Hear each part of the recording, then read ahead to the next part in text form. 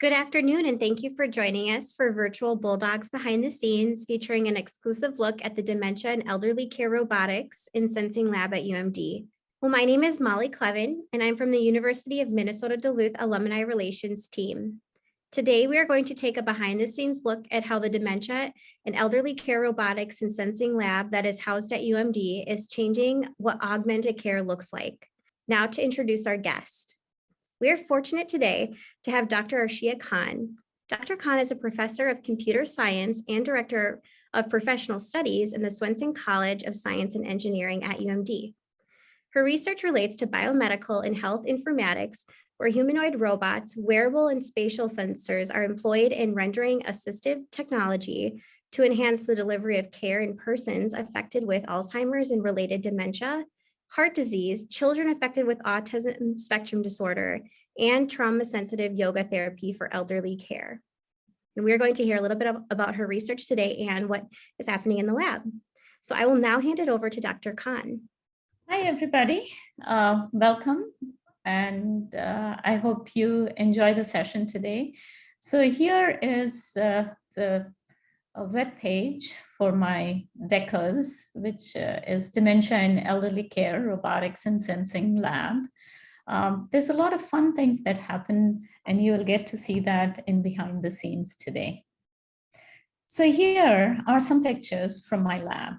So I have two different labs, and this lab is right behind the Griggs Center. And you can see I have lots of robots, a variety of robots actually. And on the right-hand top corner, you see a picture where the students sit and work, and you can see it sort of looks messy, but it really isn't messy because they're working with Raspberry Pis, they're working with Nows, they're working with NVIDIA Nano and all kinds of fun things. It's a lot of fun. We do a lot of embedded programming. In the picture below, you can see laptops and various things happening there. So this is Baxter. Baxter is my first robot. So I'm very fond of Baxter because this is how I got into robotics. And when I started to look for robots, Baxter caught my attention. And the reason why Baxter caught my attention was my dad was dying of congestive heart failure, and my mom was struggling to help him. He was a big person, and she could not help him get out of bed or help him walk or stuff like that. So I was looking into how I could help. And so I thought, how about a robot that could help people get out of bed, and because there are a lot of nurses that get injured, they injure their backs, they injure their knees when they're trying to help patients get out of bed. So Baxter caught my attention because Baxter is a 600-pound robot, very heavy and quite big, actually. It's about 6 feet tall. It's sort of intimidating. And when I got into dementia care and elderly care, I realized Baxter can be intimidating. So that's how I got into other robots. So here you can see, these are some of my smaller robots. Casper is a conversational robot. So it can wear different masks, take up different faces, and it's very good at chit-chatting with people. So we essentially use it for a conversational AI robot. The second one is Misty. Misty is a very cute robot, and we often use it in the lab. One of the applications that we used Misty in was to read, so to help people with visual impairment. So the Misty is a very cute robot, but after a while it can become annoying because as soon as she sees something, she reads it.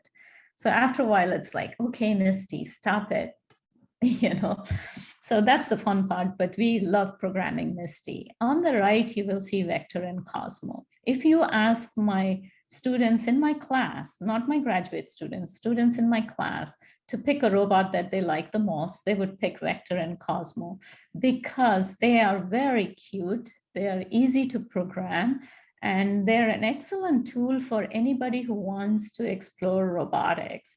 So if you are thinking of finding a small robot, Vector and Cosmo would be it. By the way, they have cute personalities. If they feel insulted or hurt, they cry, they complain. So they're just adorable. So this is Temi. Temi is one of my most recent robots. It's not a humanoid robot, but it is excellent at navigating. It can go from point 1 to point 2 very, very well.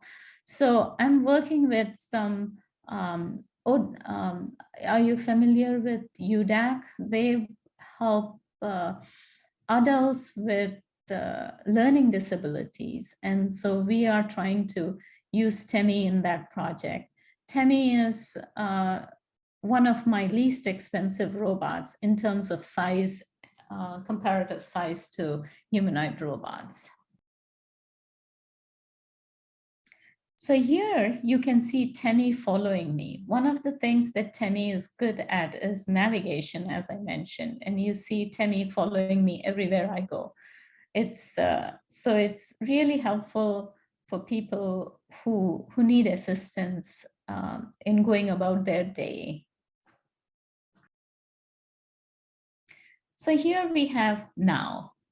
Now is one of the most favorite robots of nursing homes. The nursing home residents love Now because it's very expressive, you know, it's got its own personality, it's cute, and we mainly use it for exercises, elderly friendly exercises. So Now here helps lead yoga, helps lead strength training sessions, upper body, lower body, various therapy sessions. So here you are seeing the Now robot doing the yoga. So he also talks. We have him muted here, but he can talk and he can say things like, you know, take your arms around. So the Now leads by example. So he's doing the exercise and the residents can follow. And he's also verbally talking and expressing. So here is one of the very popular robots this day, and this is Pepper. And Pepper is a humanoid robot. It's 4 foot tall. And I say that it's a female because of the skirt at the bottom. But we use it in nursing homes, and the nursing home residents absolutely love this robot. We use it for conversation. This robot can administer reminiscence therapy, can tell jokes, can do stand-up comedy, can lead bingo sessions, can dance and sing. So it's a lot of fun.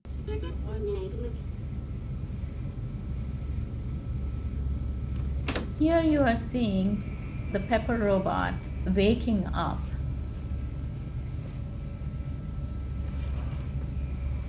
So you see when she wakes up, she stretches.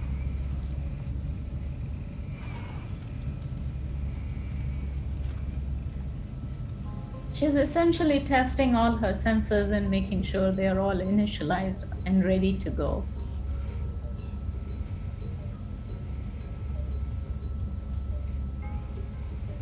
And then she connects to the Wi-Fi. And once she connects to the Wi-Fi, she's ready to use. So we program these robots in various operating systems, and here I'm going to be showing some of the applications that we have installed on her, and we are going to make her dance here. You can see her dance.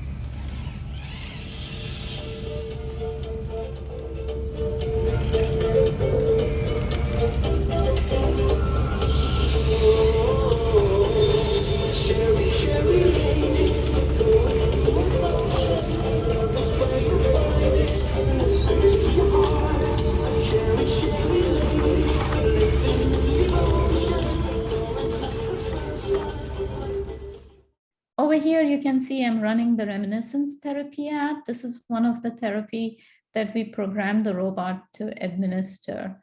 And it essentially helps people remind them of the past events, such as winters in Duluth, birthday, Puerto Rico trip, graduation, the trip to Bahamas, their wedding, or the workshop that they attended, or any kind of, these are just demos. So we can have various types of events that we can record for each resident.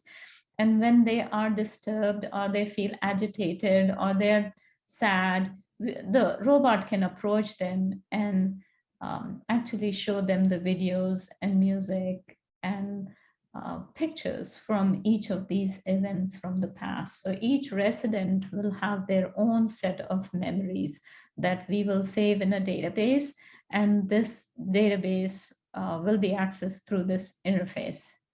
So over here, you can see we are working, we did our first deployment in our nursing home last week, and you can see my students. On the left top picture, you can see Samuel Akra, Alfia, and Mariam. These are the 3 graduate students that accompanied me on this trip. You can see Pepper in the back. You can see a black box. I call it Casa, and that is the box that we take Pepper in various places. So for transporting Pepper, we cannot just take her. So we put her in the box and we take her where we go. In the picture below that, you can see we are programming, and one of the students, Mariam, she has a laptop in her hand. And what we are doing over here is mapping the facility, the nursing home. So we first, as soon as we land up at the nursing home, the first thing we do is we unpack the robots. Then we map the facility. So the robot will go around the entire facility and map it, create a map and save that map. The reason for that is when somebody needs the robot, say in room 204, resident X needs the robot. So the nursing staff can go to the robot and just select room 204 on that, and the robot will go there, and then she can administer reminiscence therapy, or she can tell jokes, she can do stand-up comedy, she can dance for the resident, she can engage in a simple conversation with the resident. So that is for emotional well-being of the resident. In the right picture, you can see I'm working with one of the residents where we, since this is a research study, we have them sign a consent to participate in this study. The reason for the consent is they will be sharing their data, and we will be doing data analysis on that, and we want them to be comfortable sharing their data. In order to be able to conduct this deployment, I went through the IRB, Institutional Review Board, to make sure everything is done ethically. We do not accidentally hurt or injure the residents. So to be safe, we went through the IRB. So here you can see this is after the 3-day deployment, and we left the robots behind, and we are taking the empty casa back home. The students, we are all very excited that the deployment went extremely successfully, and we were loading up the empty casa back into our van. So besides the humanoid deployment, I do other things, other kinds of research. And as I mentioned, I have 2 different labs. This is my second lab. So what I have done is I have designed something called an intelligent dementia friendly living space. So this is that space. You're seeing part of my lab where you can see the bed. The bed is equipped with sensors. So when the person is sleeping, we can track their sleep patterns. We can find out if they had a good night's sleep or not. Here is the television, and we do emotional arousal. We can actually change the emotion of human beings by showing them different kinds of things. Here you can see various types of sensors that we are tracking their walking. We are tracking their walking pattern, where they're going. If they're going to wander in the facility or outside, we can use the sensors to track that. Here we have puzzles for the dementia friendly living space. So people sitting in here can actually sit and solve puzzles. And here is one kind of puzzle. Here is the bed. Under the bed, there are sensors that tell us about the sleep, how the resident has slept or not. There is a refrigerator for the food. Over here, we have a kitchen area where there's tea and coffee. But in the past, when we were doing our clinical study, we had more food over there, but we had to get rid of all that food after the trial ended. You can see there was a chair with some blue thing, and there are sensors under that. There's the black casa there, lots of little robots. Now here is the black casa. That's how we take the robots. You can see all those empty boxes from robots. You can see small robots sitting there. Here is a force plate treadmill. So every person who has some sort of heart event 25% of these people end up getting vascular dementia. And one of the signs of vascular dementia is change in gait. Gait means walking pattern. And so here we can track that using this force plate treadmill. And the machine that's running that force plate treadmill is Vertec. Here it's a big, huge machine, and it's very noisy, by the way. This is the Vertec. And over here we have the EMG sensors. So these sensors actually track the electrical activity of the muscles.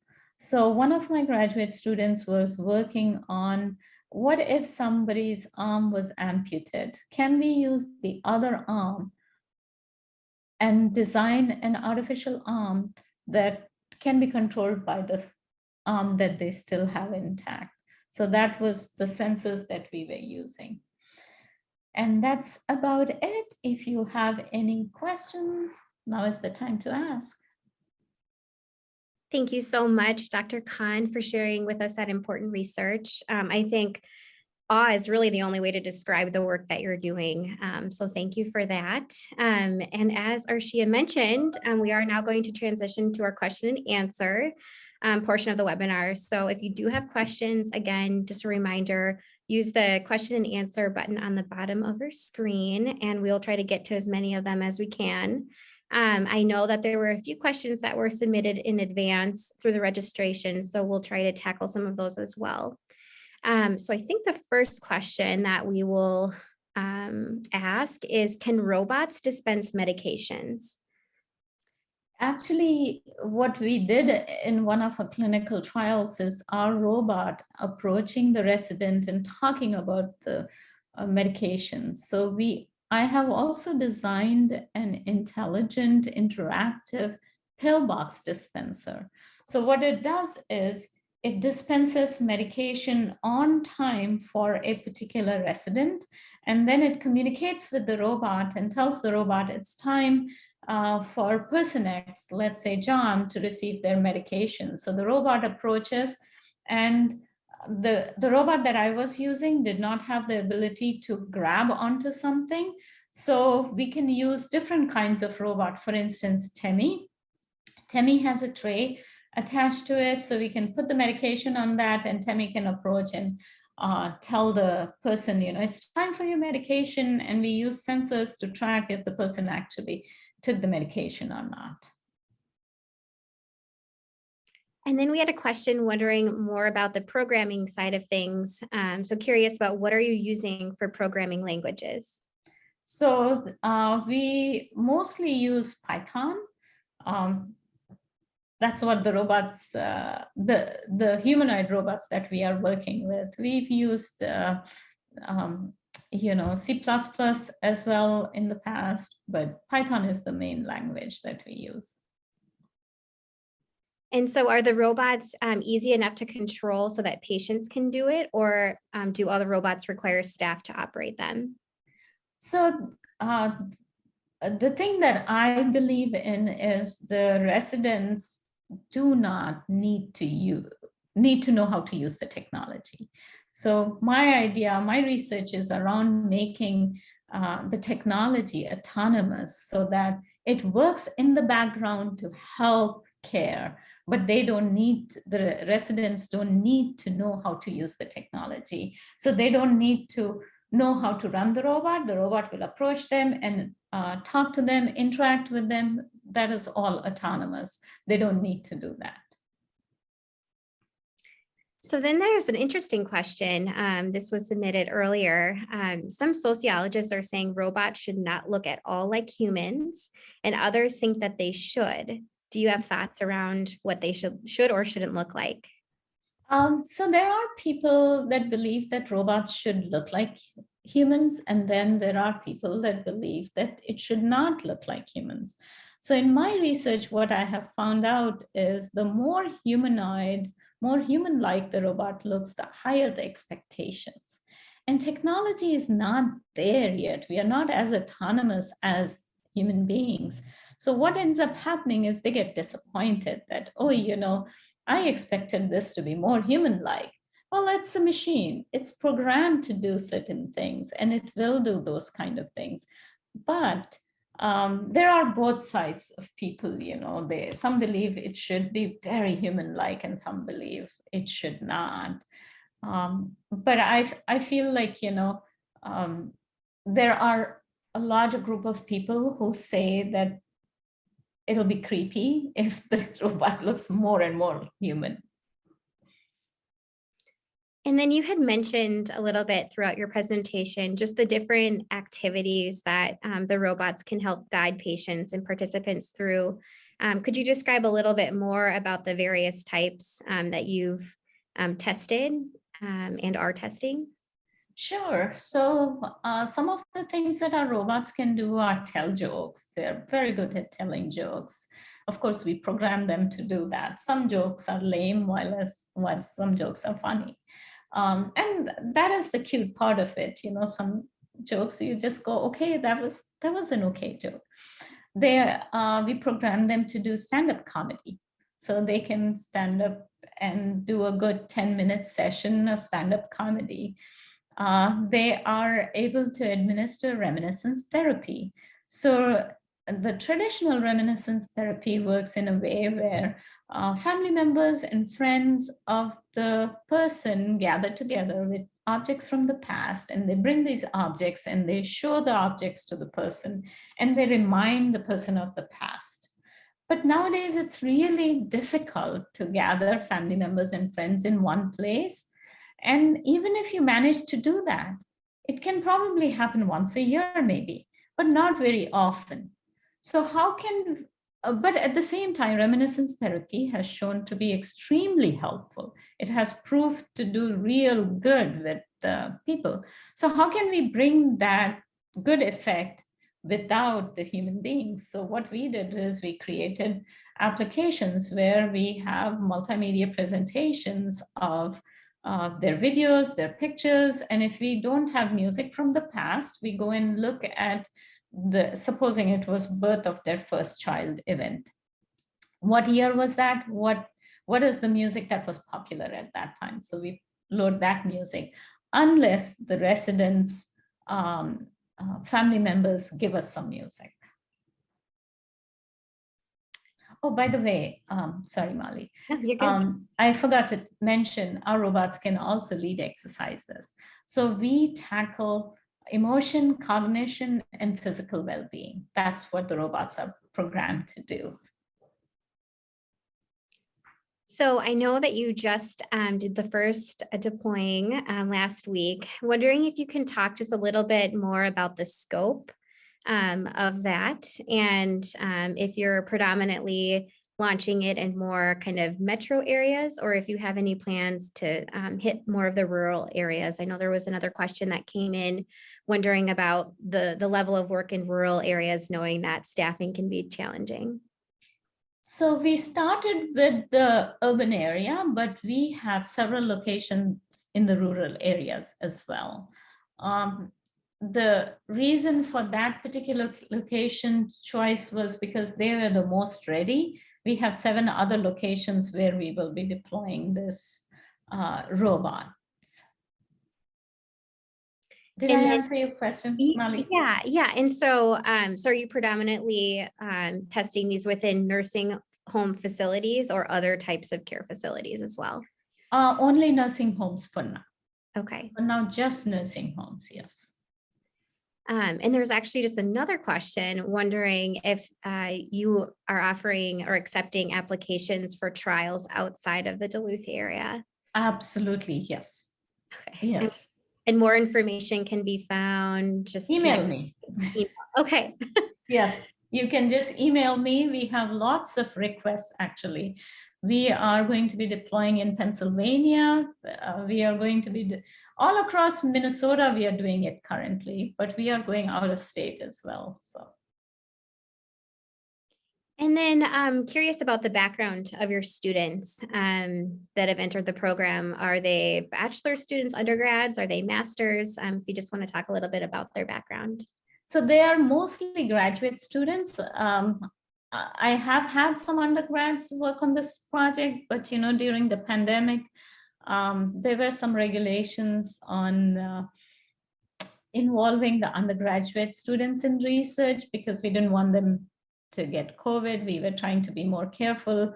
And so one of the students, Sam, is an advanced master's student. The others are all master's students. So kind of going back to training, wondering what the training looks like for staff, how much training is needed, and how much of an undertaking it can be for the staff to become trained.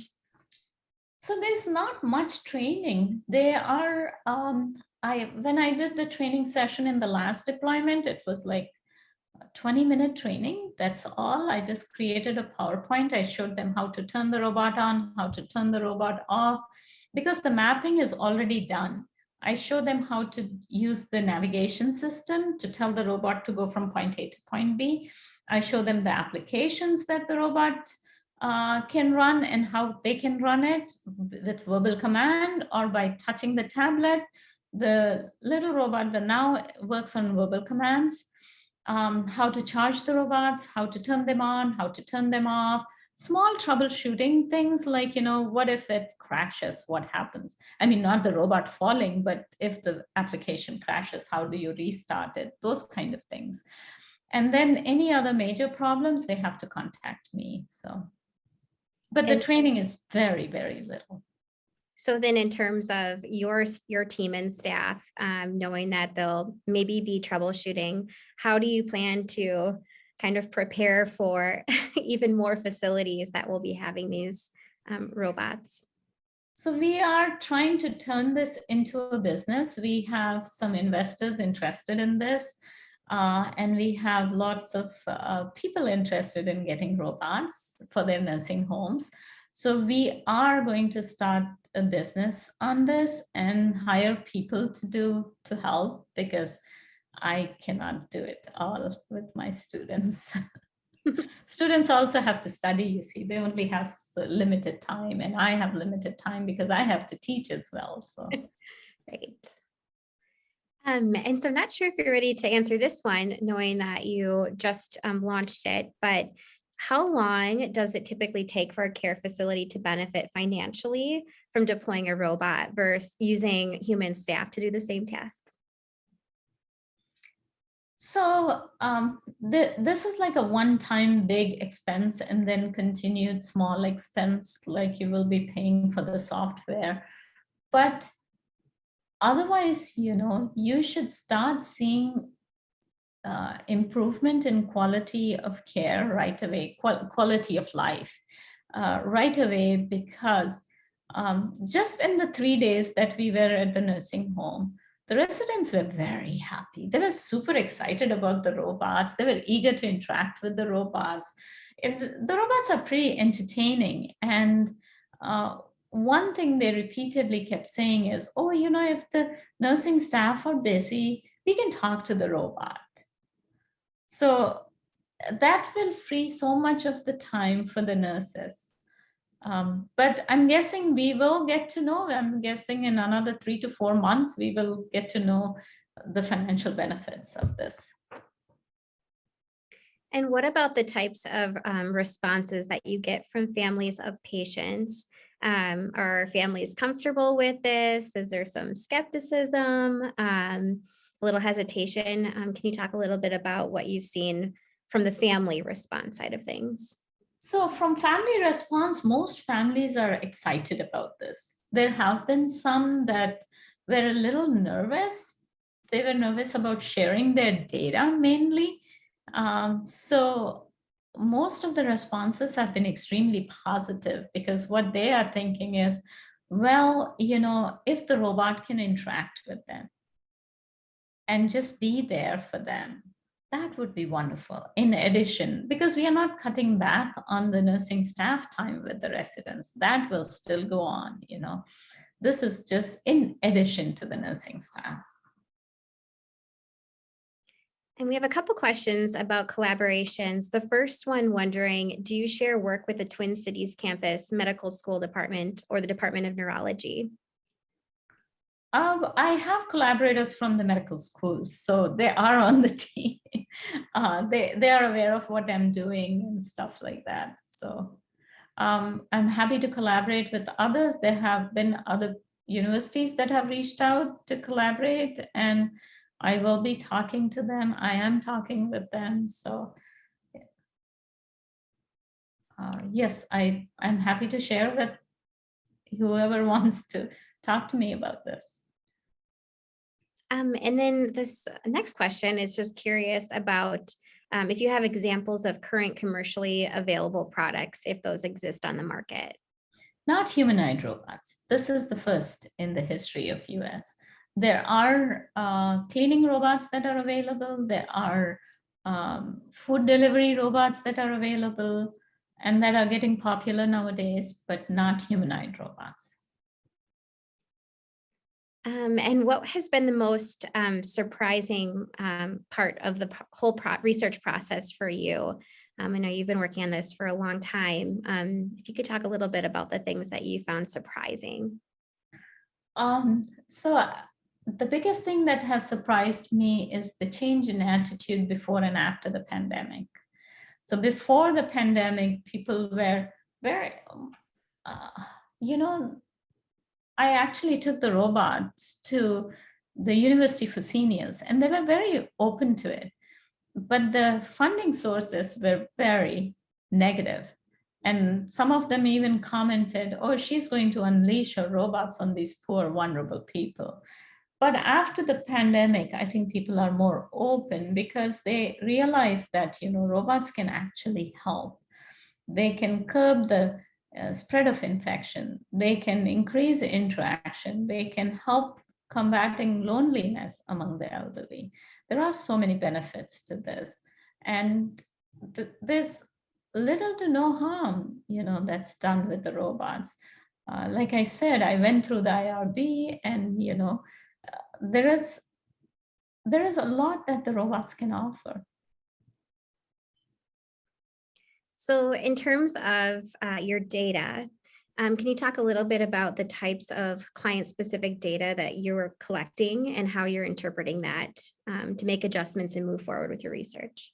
So we are collecting a lot of their physiological data. Whatever data that we gather, we are making sure it's anonymized. So we do not associate names. All the names have user IDs. So we associate the data with user IDs. Only I have access to the information, which user ID is which person. And that is saved in a locked closet, So we are gathering their movement data. We are gathering their blood pressure data. That's about what we are gathering. So. And then I think the final question we'll end on is kind of a fun one. Do you have a favorite robot?